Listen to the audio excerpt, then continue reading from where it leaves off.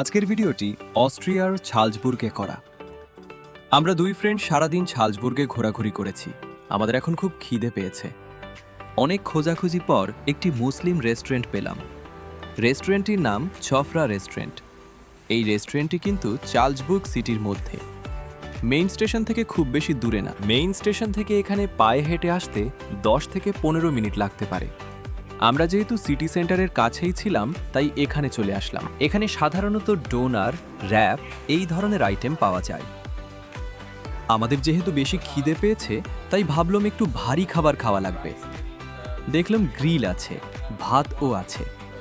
ভালোই হলো, একটু ভারী খাবার খাওয়া যাবে। আমরা এখন অর্ডার দিচ্ছি। আমরা যখন এসেছি তখন এখানে তেমন ভিড় ছিল না, তাই আমরা আসার সাথে সাথে অর্ডার দিয়ে দিলাম। এদিকে ড্রিঙ্কসও আছে। এক মজার ব্যাপার হলো, পাশে যে কয়জন কাস্টমার আছে তাদের নিজেদের মধ্যে কথোপকথন শুনে বুঝতে পারলাম তারাও বাংলাদেশি। আমার টিমমেট আসতেছে, আমরা এখন আমাদের অর্ডারগুলো নিব।